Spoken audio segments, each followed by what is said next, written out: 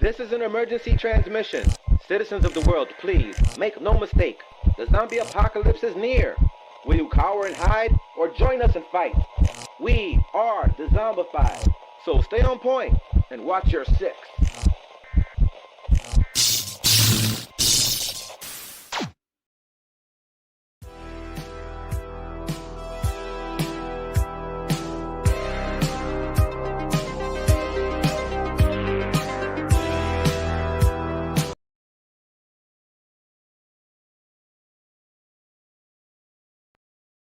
Sorry, had some technical issues on the back end with OBS apparently, but looks like we're there now. How is everybody doing tonight? Let's take a look here. Sorry for the late start, but we'll make up for it. We'll run over. Jackie from Down Under, she was the first one through the door. She wins the door prize tonight. Let you in on a little secret. Jackie's also known by her street name, her rap name, Little Rat Bait. or Little Rat Bait. It's a Facebook thing. Mine is Little Iced Coffee.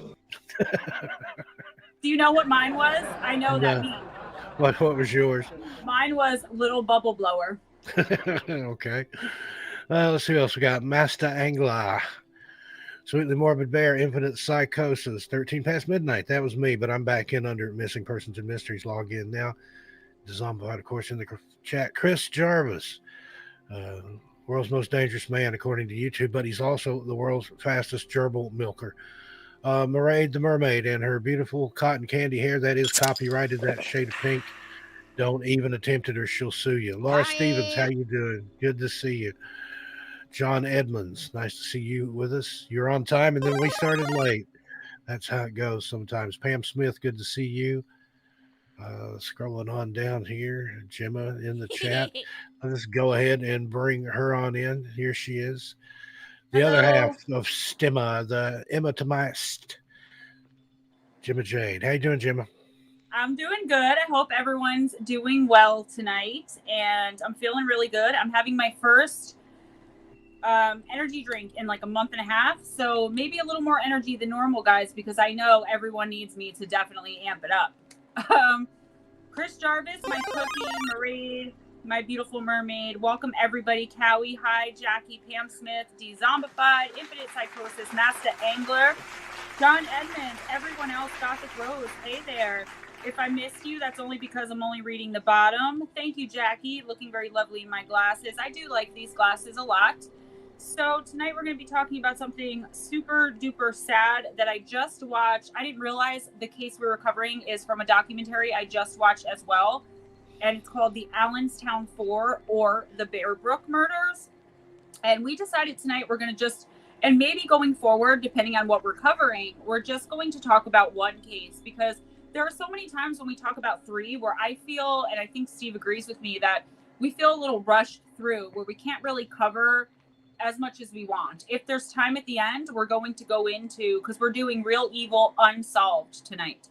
So we're going to go in, we're going to go into maybe the biggest unsolved murder, in my opinion. One of them is the Black Dahlia. Now, the case we're talking about tonight, they're pretty sure recently that they solved it, but it's been unsolved for so long, and they're not 100% really sure. It was through DNA. So it was unsolved for a long time. It's technically solved, but just roll with it, guys. Steve, you want to bring us in? Yeah, let me go ahead and get started. There's a couple more people I wanted to say hi to here that snuck in. Gothic Rose. Hey, my Canadian friend. Haven't seen you in a long time. Been a hot minute. Gothic Rose sat in with me a few times on the old morning show that I used to do here. Callie Snyder, good to see you, my Hawaiian friend. She's sending me some Kona coffee. Can't wait. And hey, are you kidding me? And I think we're caught up there. Oh, Joker's Demise. Didn't see you. That's it. I think we're caught up for now. Yeah, we're going to get into this case here. This is a strange one. They had this guy in prison for these murders, and they didn't even know who he was. He had given an alias, apparently, and it was years before they knew who he was even. I'm going to... this page is white, so it's going to make me wash out. Give me that beautiful deathly pallor. The Bear Brook murders, also referred to as the Allenstown Four, are female American murder victims, 2 being discovered in 1985 and 2 in 2000 at Bear Brook State Park in Allenstown, New Hampshire. All 4 of the victims were either partially or completely skeletonized. They were believed to have died between 1977 and 1981. So, yeah, they had been there for a while.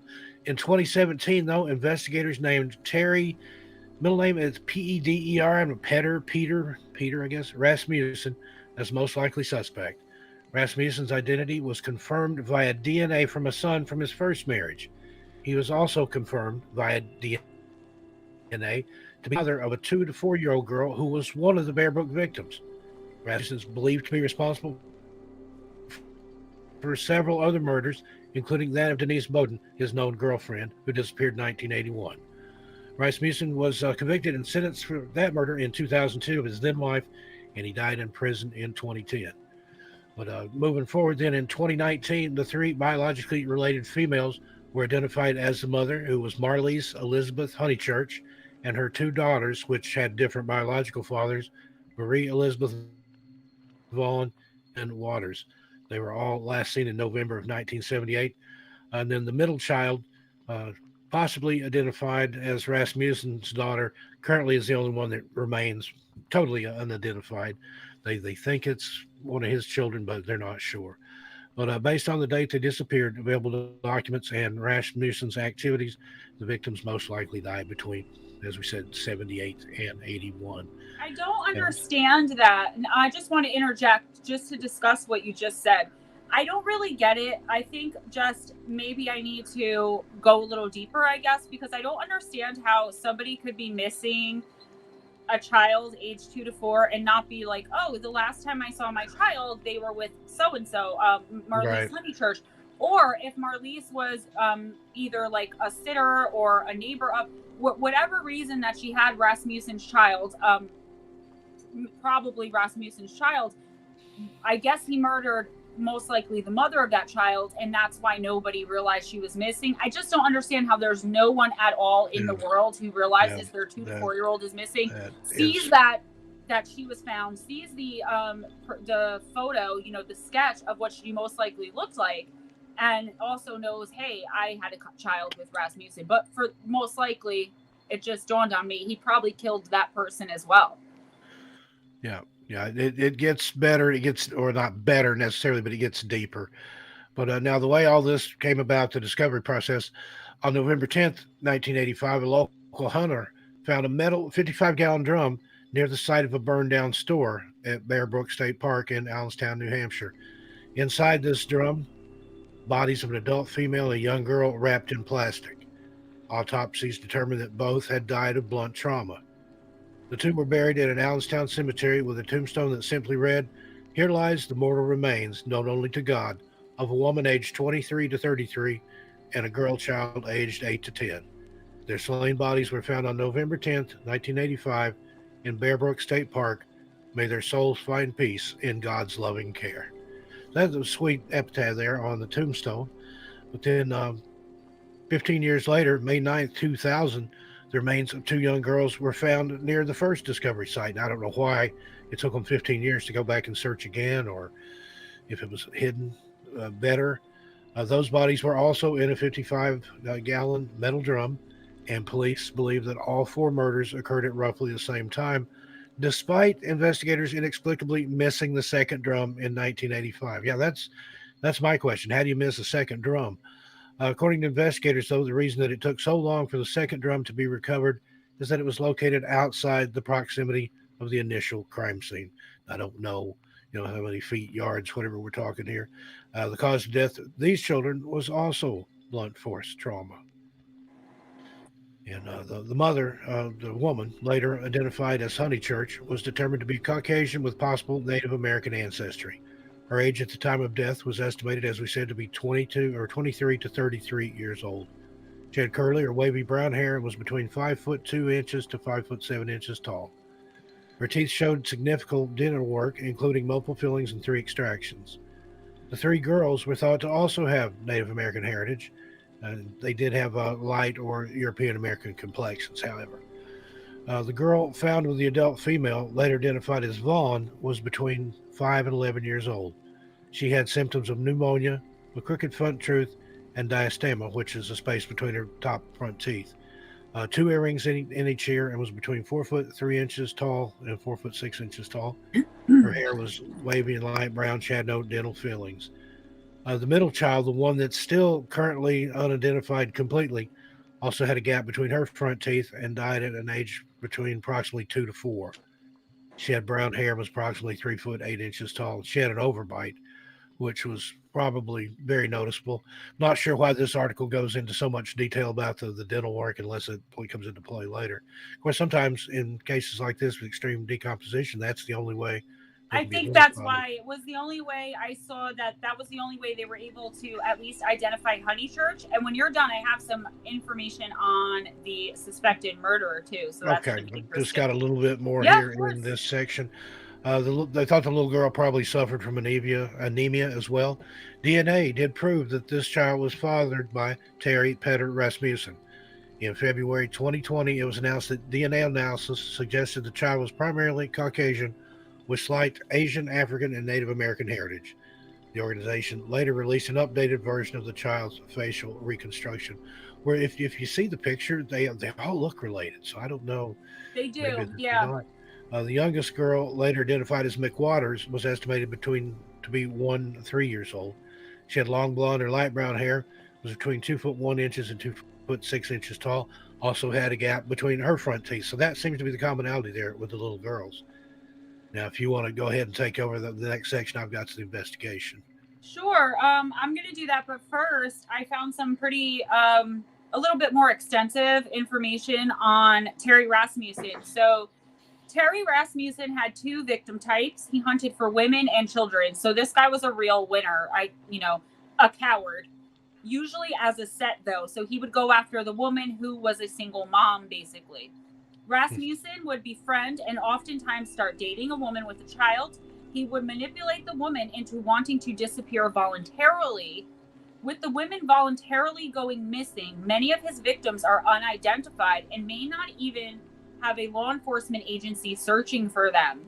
Authorities believe Terrence Rasmussen killed as many as 7 victims. He was convicted of killing his girlfriend, Eunsoon Jun, while authorities continued investigating his connection to other crimes, but he died in prison, as we said. And after his death, law enforcement in 2016, we talked about that using the DNA. Mm-hmm. So, yeah, I mean, he definitely moved time as Terrence Rasmussen. He lived in Phoenix. He enlisted in the Army. He moved to Hawaii. He got to Phoenix with a new wife. Then he went to California. Then he was in Casa del Rey Apartments in Texas.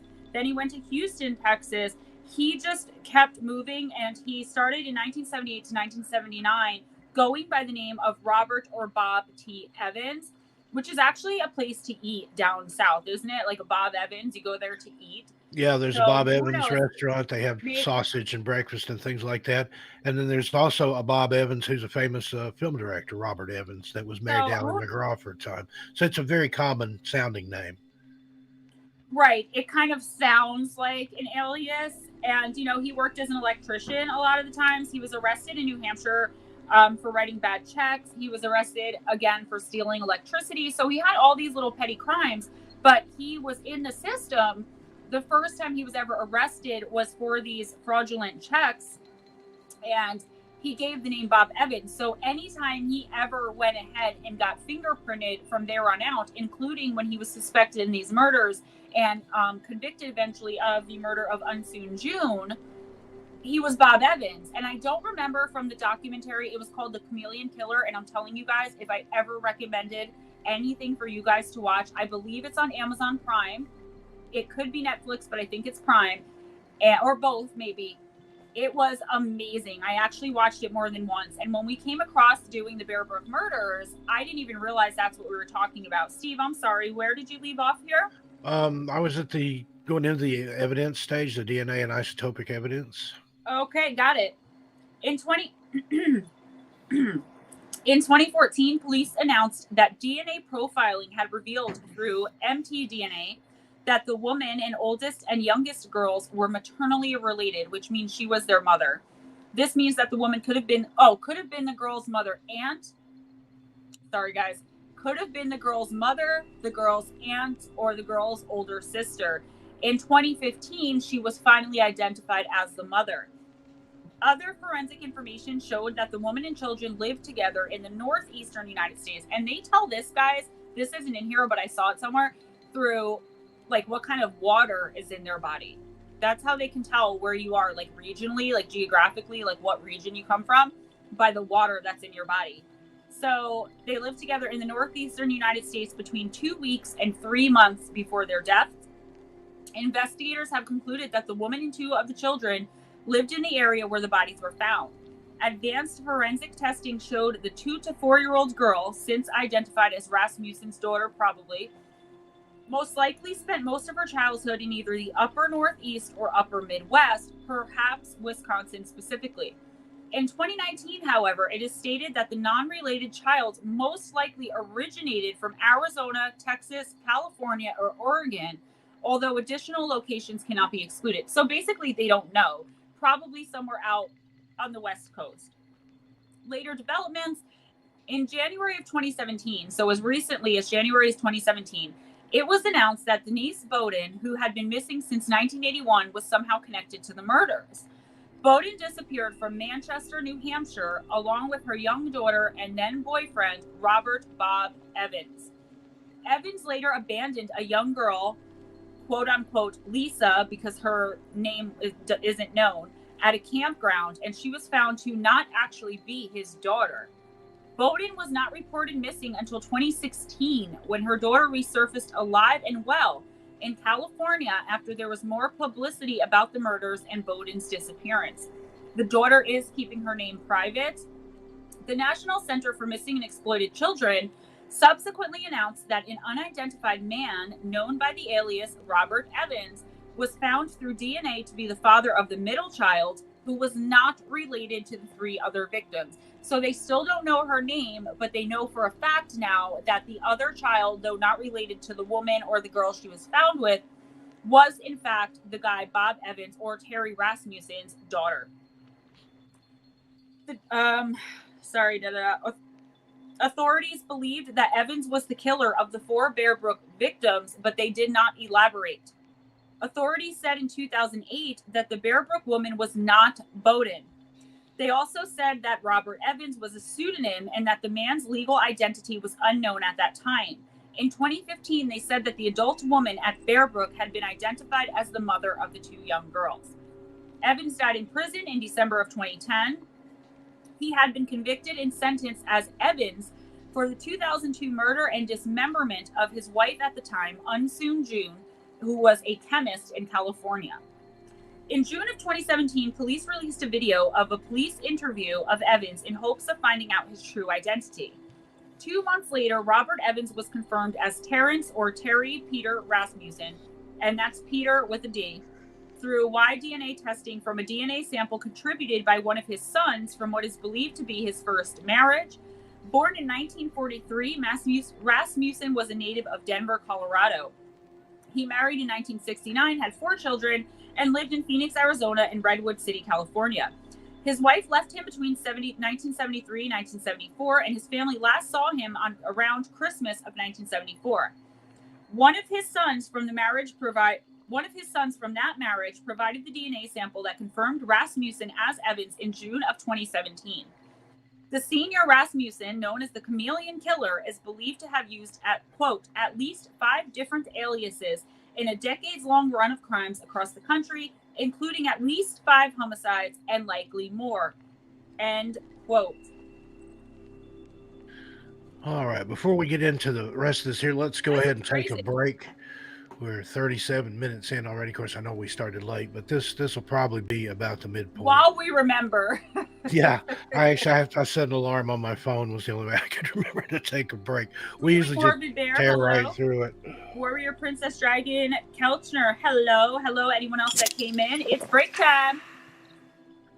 So go ahead and pop the top on a cold one.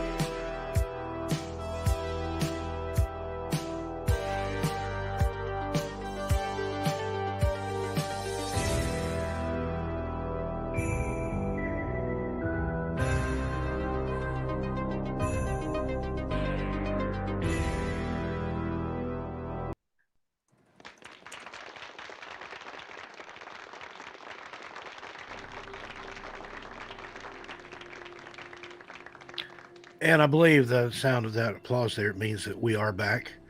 We enjoyed that little break there. Thanks for putting my book up there, Dezombified. I appreciate that.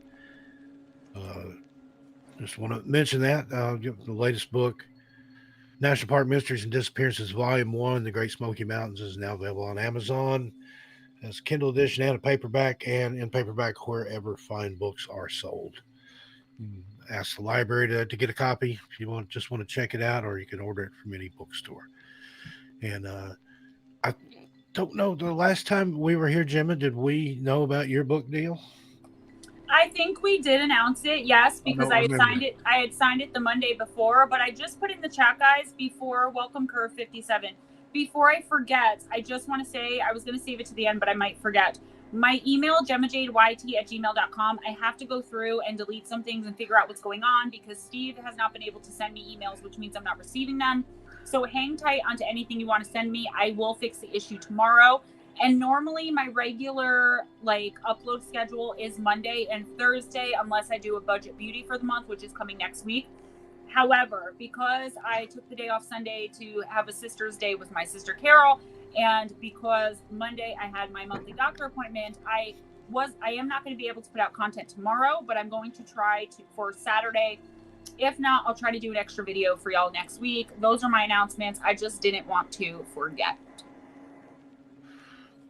All right, thank you, Warrior Princess. I feel pretty today. Anybody here that's not subscribed to Gemma Jade, going over to her YouTube channel, Gemma Jade YT. I hit my 1,000, guys. And keep that momentum going. I'm glad we got you to. I think you were still working on it last week when we were here. We do so many different shows together. I forget from one show to the next what we've discussed and what we haven't. So if I'm repeating any old news, just forgive me.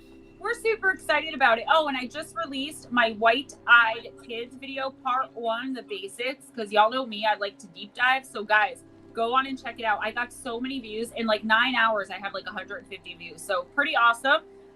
Steve, if there's nothing else, let's get back into it. Guys, I seriously recommend you watch The Chameleon Killer. If you're looking for an interesting documentary that you're not going to want to miss a second, despite the overview here, there is so much more little, minute details in there. You know me, I like rabbit holes. The actual way that they caught this guy, everything, you should really watch it. You know, we're not sponsored by them or anything, but what a great documentary. And that's not related at all, but my latest recommendation is Sons of Sam on Netflix. I just started it last night, but I bought that book when it came out in 85 or 87 by Maury Terry, called The Ultimate Evil. He ties the Son of Sam with not only Manson, but a bunch of other serial killers, the process of the final, or the church, or the final judgment, process church, final judgment. I'll get it all out there in a minute. We're going to cover that soon too. And he also talks about how, and Berkowitz admits this in the documentary on camera, that he was not the trigger man in all the Son of Sam cases. That's where Sons of Sam comes from. He was present at all of them, and they actually videotaped some of them. But yeah, they all look different. There was one that even looked like Donald Trump. Guys, I'm telling you, that's another really good one. And actually, Steve, now that you said it, let's cover that in a real evil case. Okay, we'll do that. We'll do our version, our take on the Sons of Sam, because there are some nuances to the case that the Netflix documentary didn't get into that are in the book. So yeah, we'll do that maybe next week. So now, you want me to pick up where we left off there? Yes, dear. The Chameleon Killer. Identifications of the victims began, and on June 6, 2019, New Hampshire investigators held a press conference regarding the case and revealed the identities of 3 of the victims.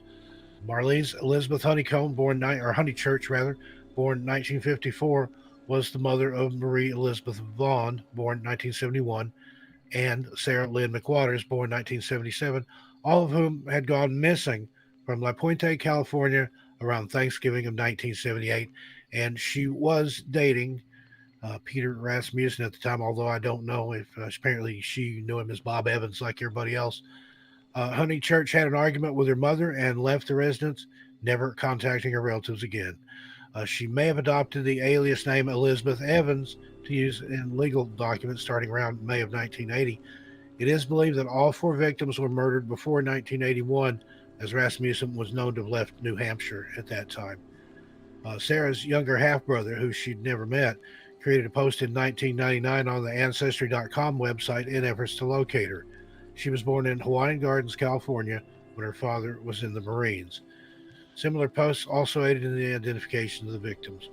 Now, Marlyse had previously married Marie's father in June of 71, and they were divorced by 74. I know this gets confusing. There's a lot to keep up here, a lot of switching around and ins and outs. She married Sarah's father in September of 74, and those two were separated by the time she was known to be dating Rasmussen or Evans. The children both went through periods where they were in the custody of their fathers, but Marlyse would later regain full guardianship.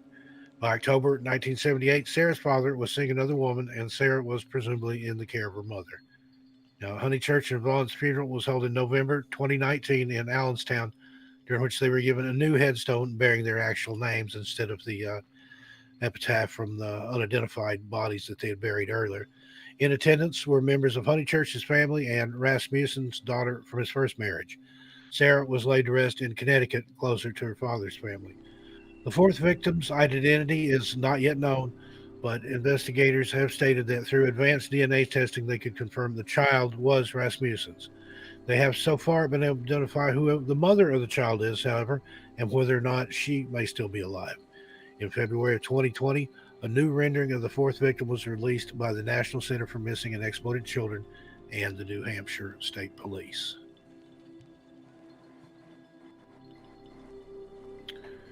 And you want to go from there, Gemma, while I pull up some additional resources? Yeah, I have a little additional resources up here. Identifying known victims. So I think we kind of went through all that. The barrel was found in Brook State Park in Allenstown. I'm sorry, my phone almost died. In Allenstown, New Hampshire in 85. So it took like 15 years, as we said. So let's talk just possible other victims. The lady in the fridge. The lady in the fridge that Peter mentioned during the episode. Oh, sorry, I'm reading off a podcast. The lady in the fridge was discovered on March 29th, 1995 in Holt, California. Her time of death is estimated to be sometime during 1994.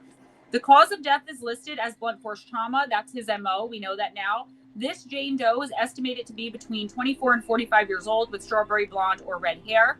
She was 5'5", between 110 and 130 pounds. She was wearing a blue sweatshirt, Levi shorts, and it goes on to show some jewelry. It's just Denise Bowden, suspected victim. She was dating a man who went by the name of Bob Evans in 81. Denise Bob and her 6-month-old daughter ate Thanksgiving dinner with her family in Goffstown, New Hampshire, and this was the last time Denise was seen by her family. Her 6-month-old daughter was later identified as little Lisa, who Rasmussen had abandoned in an RV park in Scotts Valley, California. She's alive and well, but Denise's whereabouts are still unknown. And they talk about how she had a visible overbite on her top teeth. Turquoise Doe, who I definitely saw another documentary about actually, or a YouTube video perhaps. Turquoise Doe was found on August 23rd, 1975 in Tilden Regional Park in Contra Costa County, California. Her time of death was estimated to have been 4 days before she was found. The cause of death is listed as beating, of course, because he's a coward. Turquoise Doe is thought to be between 18 and 30 years old with brown eyes and brown hair combed back.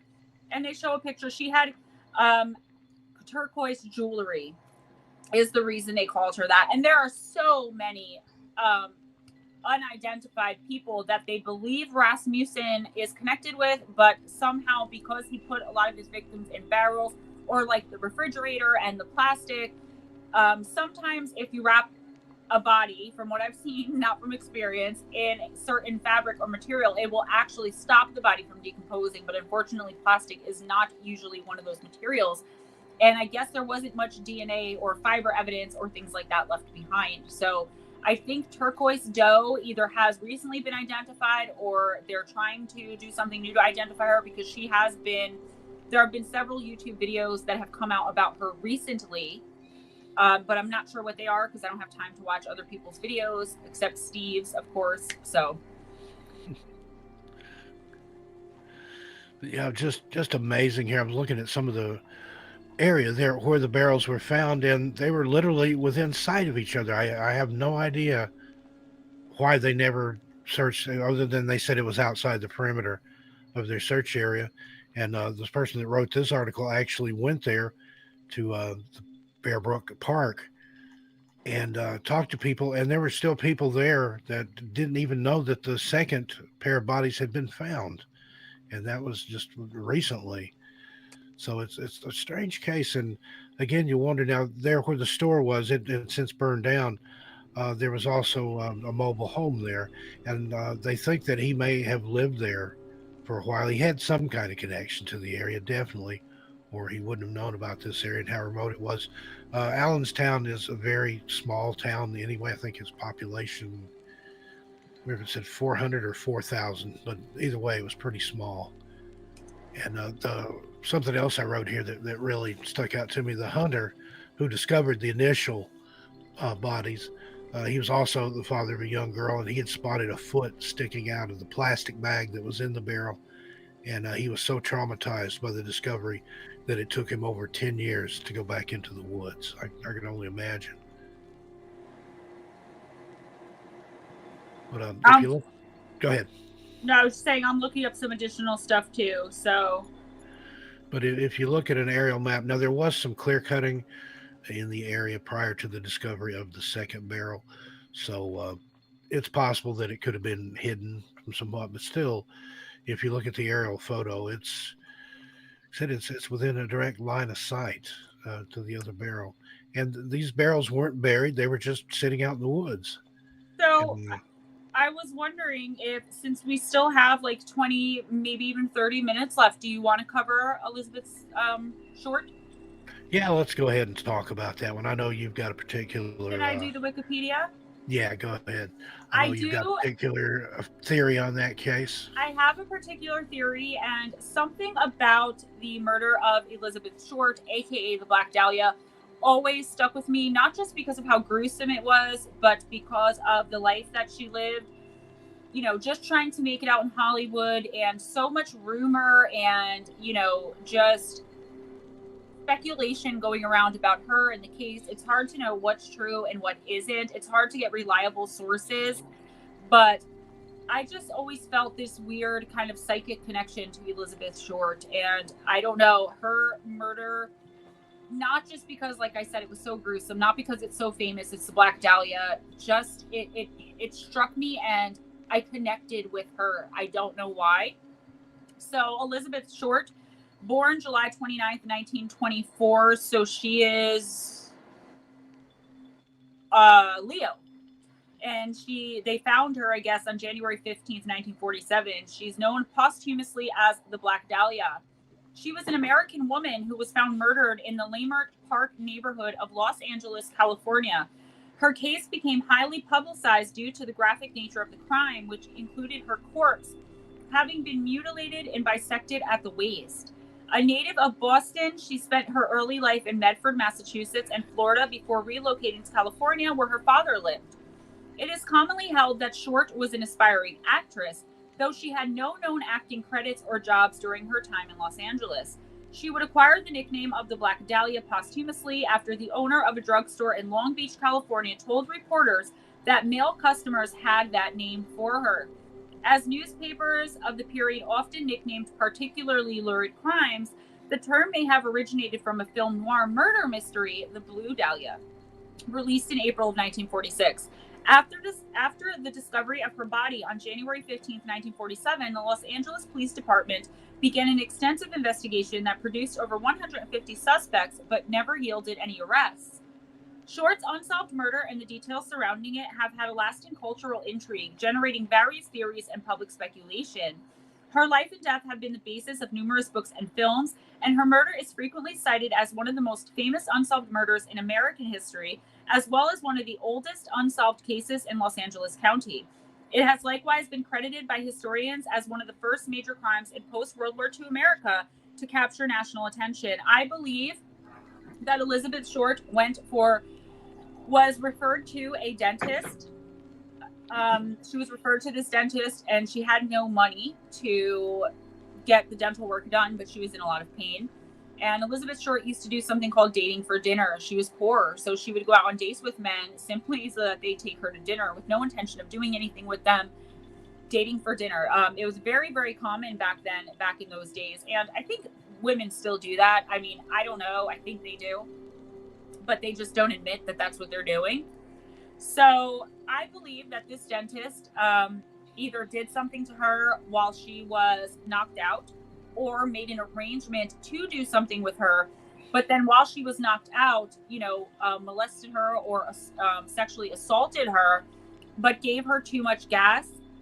That's one of the working theories. But the problem with that is why mutilate her the way that he did? I think that she refused to go along with the payment, quote unquote, and the guy was a madman.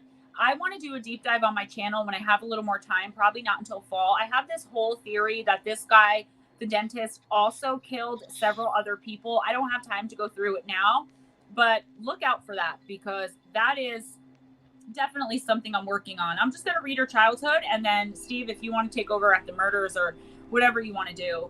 Sure. Actually, we don't really have to. So we'll talk about prior to the murder. On January 9th, 1947, Short returned to her home in Los Angeles after a brief trip to San Diego with Robert Red Manley, a 25-year-old married salesman she had been dating. Manley stated that he dropped Short off at the Biltmore Hotel located at 506 South Grand Avenue in downtown Los Angeles, and that Short was to meet her sister, who was visiting from Boston that afternoon. By some accounts, staff, so this is by some accounts, again, speculation, rumor, this isn't even fact. Staff of the Biltmore recalled having seen Short using the lobby telephone. Shortly after, she was allegedly seen by patrons of the Crown Grill Cocktail Lounge at 754 South Olive Street, approximately 0.4 miles or 64 kilometers away from the Biltmore. Discovery? Okay, yeah, let me go into this. And I was just going to say, I don't think he does it anymore, but a gentleman named Scott Michaels used to do the Dearly Departed tour there in Los Angeles. Originally, they'd drive you around in an old hearse. Then later on, he got a Sprinter van. But I've been on that tour a couple of times when he was doing it, and they actually take you to the location where her body was found, and it was absolutely gruesome. So on the morning of January 15th, 1947, Short's naked body was found severed into two pieces on a vacant lot on the west side of South Norton Avenue, midway between Coliseum Street and West 39th Street in the Lehman Park section of Los Angeles. Now, it's not a vacant lot today, but it's there, and you can see there's certain things that are still in the same place if you can compare old photographs. I think there's a fire hydrant or a light pole or something there. You can pinpoint the exact area where the body was found. It's in these people's front yard. So stay on the sidewalk if you go, because they'll get mad if you get in their yard. At the time, the neighborhood was largely undeveloped. It says here, local resident Betty Bersinger discovered the body at approximately 10 a.m. while walking with her 3-year-old daughter. She initially thought they had found a discarded store mannequin because it was separated at the waist. Can you imagine being out with your kid and you find an actual body cut in half? Go ahead. I'm sorry. Finish your thought. I was just going to say that so when she realized it was a corpse, she rushed to a nearby house and telephoned the police. And indeed, her severely mutilated body was completely severed at the waist and drained of blood, leaving her skin pallid white. Medical examiners determined that she had been dead for around 10 hours prior to the discovery, leaving her time of death either sometime during the evening of January 14th or the early morning hours of that day, the 15th. The body had apparently been washed by the killer. Her face had been slashed from corner to corner, from mouth to ears, creating an effect known as the Glasgow smile. Can I say the Glasgow smile or a jib is where one of my favorite shows, Sons of Anarchy, and I think Jibs is so sexy, but that's what he has, and he really has that in real life. He got into a bar fight or something, and someone gave him a Glasgow smile. He is from Ireland. And he uses it in Sons of Anarchy, like his nickname is Jibs, and they call it a jib. And also, of course, my most favoriteest villain in the entire world, Mr. J, has the Glasgow smile as well. And I wanted to say before, imagine living in that house or whatever's on that property now. Like, imagine living there knowing that the Black Dahlia was found where your house is. Yeah. There's a lot of places like that out there, and then you see that tour outside. You're like, what's going on? And then you find out another one that'll come out and chase you away is up on Wonderland Avenue in Laurel Canyon, where the four on the floor murders happened. If you've seen the documentary about it's called Wonderland, it's about John Holmes and the coke dealers, drug dealers that he was involved with in a gruesome murder that took place there in the canyon. Yeah, those people, even if you're just standing in the street taking pictures of the house, will come out and chase you away. I speak from personal experience on that one. The one more before we continue. The American Horror Story, again, another one of my, I think that is my most favorite show. I can't wait for them to start filming again. Coronavirus.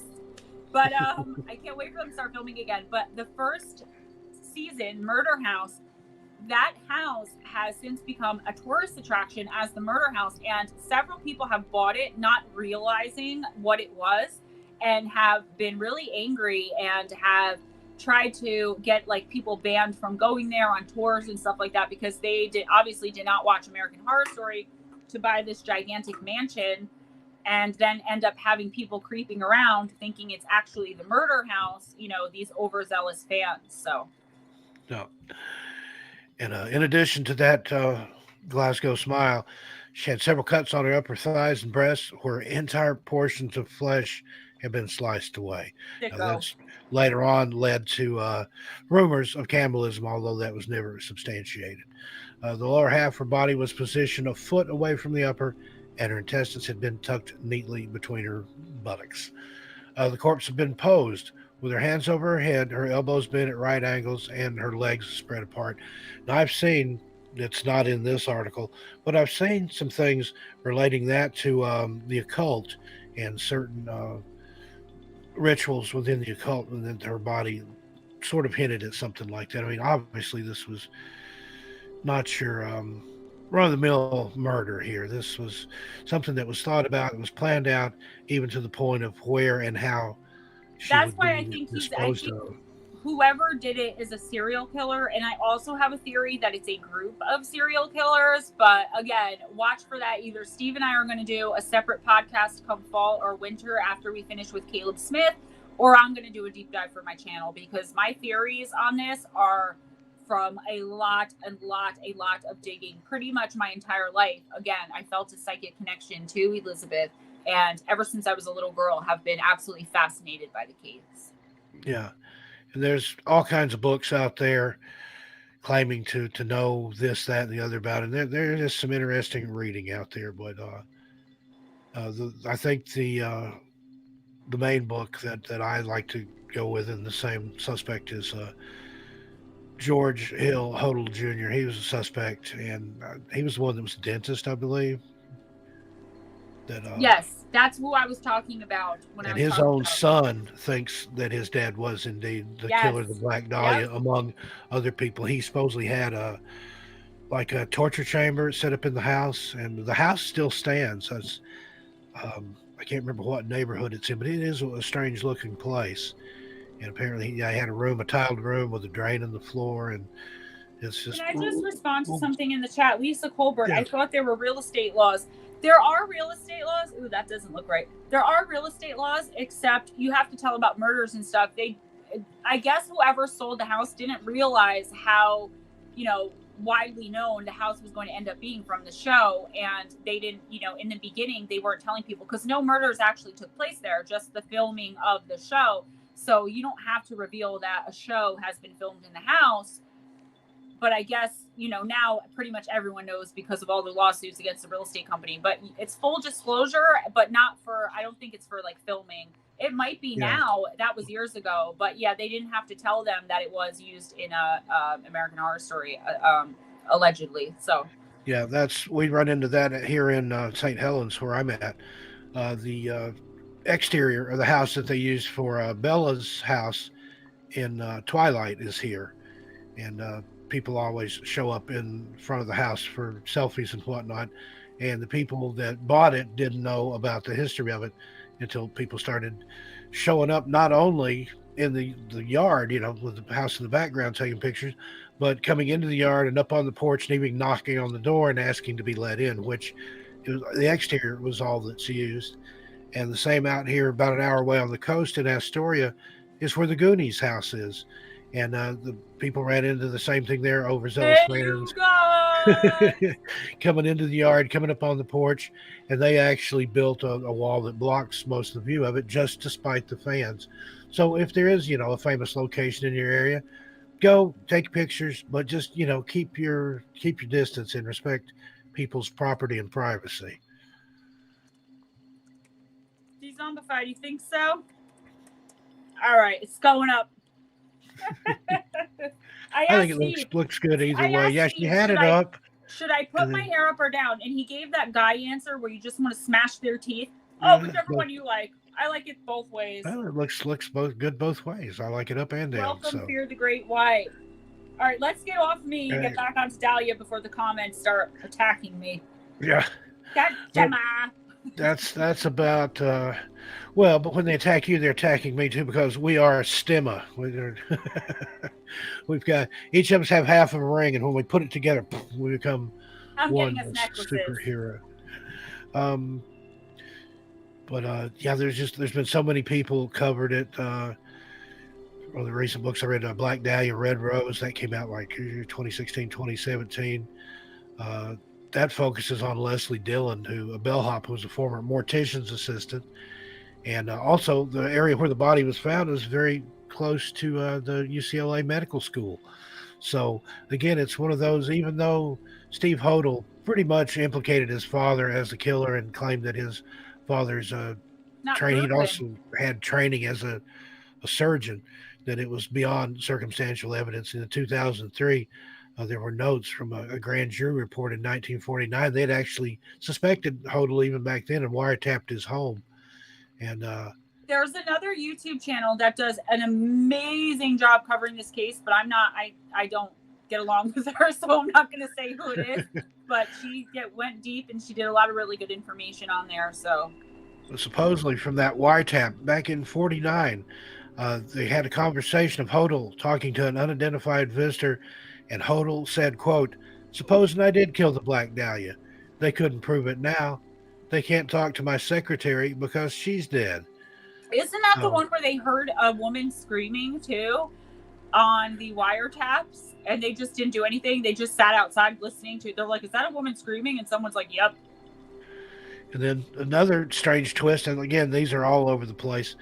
1991, a woman named Janice Knowlton, who was 10 years old at the time of Short's murder, claimed that she witnessed her father, George Knowlton, another George, not George Hodel, but George Knowlton, beat Short to death with a claw hammer in the detached garage of her family's home in Westminster. She also published a book called Daddy Was the Black Dahlia Killer in 1995, which she made additional claims that her father sexually molested her. The book was condemned as trash by Knowlton's stepsister, Jelaine Emerson, in 2004, who stated she believed it, but it wasn't reality. I know, because I lived with the same father for 16 years. And additionally, a detective told the Times of Los Angeles that Knowlton's claims were not consistent with the facts of the case. So it's one of those that even people that aren't associated with it, they want to be associated with it. They want, why would you make up a story about your father being the Black Dahlia murder? It's so ingrained and embedded in it's so random culture. Yeah.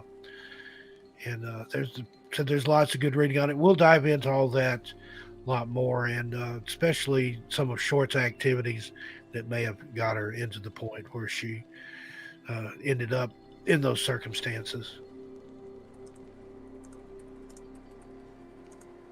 So I think we're about to run out of time here. Jim, have you got anything else you want to contribute or talk about coming up? Yeah, I was just responding to Sweetly Morbid Bear. I am a Pisces. I think you guys know that. I love wearing fake glasses. I almost came on as a blonde tonight because I love my wigs too. If you guys remember a lot of my earlier videos, I haven't worn them in a while just because they take a while to get them set straight.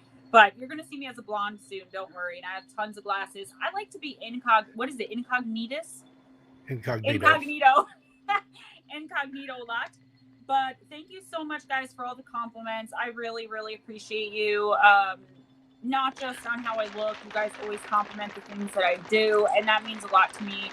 And, you know, I am a woman, and I do get a little self-conscious going We on never would have camera. guessed. But you guys make it so much easier for me because you're just so sweet. Dezombified, thank you so much for having us. Thank you for having me. Steve and I are going to get little rings, like, what's it called? The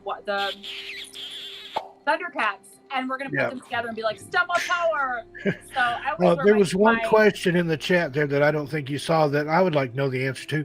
Melissa Herndon, my good friend there, asked Gemma, did you ever go to Action Park as a kid?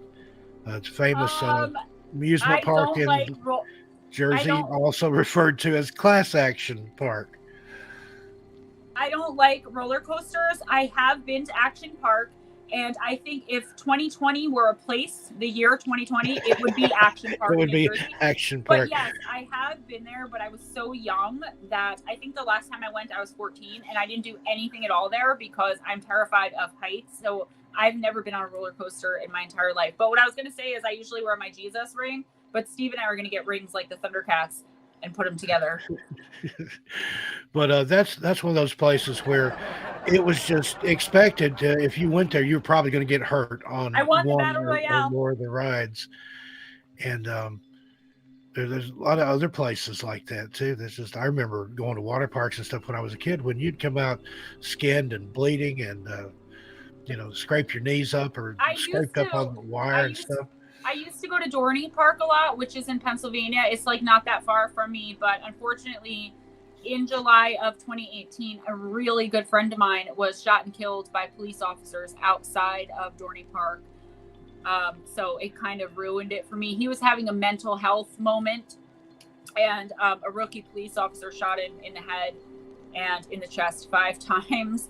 So went a little sideways there on that. But the one place I love to go as far as amusement parks is Dorney Park and Wildwater Kingdom in Pennsylvania. But I can't ever go there again, knowing my friend Joey was murdered there, and the officer did get away with it. So guys, good night. I love you guys so much. Go in grace. Be kind to each other. It doesn't cost anything and can gain you so much. The next time you are out, I know we have to wear masks, but do me a favor. Smile at a total stranger who looks like they're having a bad day, or wave to them and say hi in a really hi.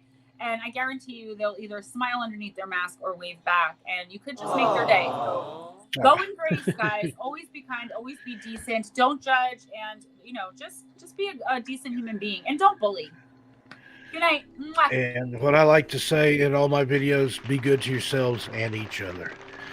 Thanks for joining us. On behalf of Jim and myself, we love and appreciate each and every one of you.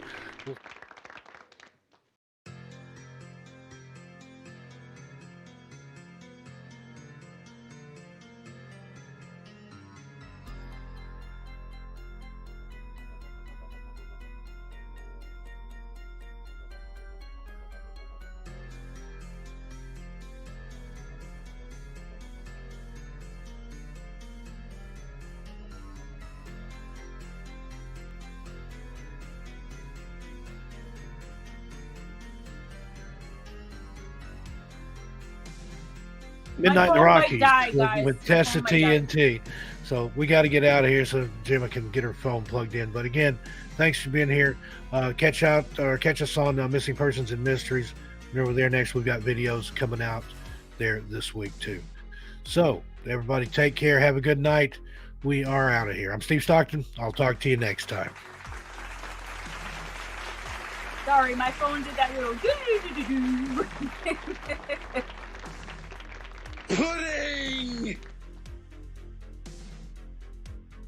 Bang.